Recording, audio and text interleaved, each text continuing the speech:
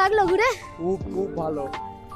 যে ঘুরতে আসতে চায়নি আমার জন্য জোর করে করে টেনে টেনে নিয়ে আসতে হয়। কষ্ট হচ্ছে ঠিকই, মানে এত লাফালাফি করছি বলেই, নাহলে কিন্তু এরকম একটা মোটা জ্যাকেট খুলেছি সেরকম কিন্তু কোনো অসুবিধা নেই। বিশেষ করে আমার মতন ঠান্ডা কাতুরে মানুষ, আমার শীতকালে বাড়িতেই মানে আমার বিছানা থেকে উঠতেও কষ্ট, সবে কষ্ট, কিন্তু এইরকম একটা চারপাশে বরফে ঘেরা তার মাঝখানে আমি দাঁড়িয়ে আছি, আবার জ্যাকেট ট্যাকেট খুলে কোনো অসুবিধা নেই। এত লাফালাফি করেছি তার জন্য একটু হাঁপাচ্ছি ঠিকই, কিন্তু কোনো সেরকম অসুবিধা নেই, মানে দারুণ ফাটাফাটি জায়গা। এইবার গাড়িতে করে আমরা শিশুর উদ্দেশ্যে রওনা দেবো, কিন্তু এইখানে এতটাও ঠান্ডা লাগেনি। আমার মনে হচ্ছে আমাদের শাড়িটা এখানে পরে নিলেই ভালো হতো, কিন্তু শাড়িটারি সব গাড়িতে আছে, কোথায় গাড়ি এর মধ্যে খুঁজেও পাবো না।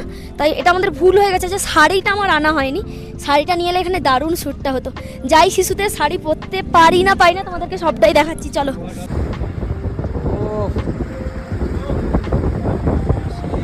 টিস্যুতে গিয়ে তাড়াতাড়ি করে শাড়ি পরছিলাম, কারণ ওখানে 5 মিনিটের জন্য আমাদের দাঁড়াতে দিয়েছিল, গাড়ি রাখার কোনো জায়গা ছিল না।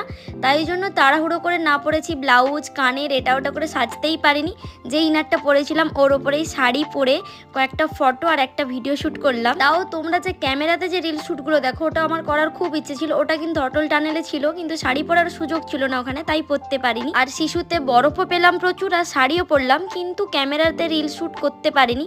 আর ফোনে ঠিকঠাকভাবে রিল শ্যুট হচ্ছিল না, টাইমও কম ছিল, তাড়াহুড়ো করছিল। শাড়ি পরে যা যা করবো ভেবেছিলাম কিছুই তো হলো না। আবারও কোনো একদিন কোথাও না কোথাও বরফে যাবো আর ইচ্ছেগুলো পূরণ করে নেব। অনেক কষ্টে ঘোরার পরে এই যে যাওয়ার আগের দিন আমরা সুন্দর একটা চিকেন থালি পেয়ে গেছি, যেটা এতদিন খুঁজে খুঁজে পাইনি।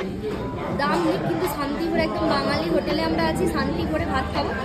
এর আইটেমের মধ্যে আছে পাঁপড় ভাজা, স্যালাড, মিক্সড ভেজ, ডাল আর চিকেন আর রাইস।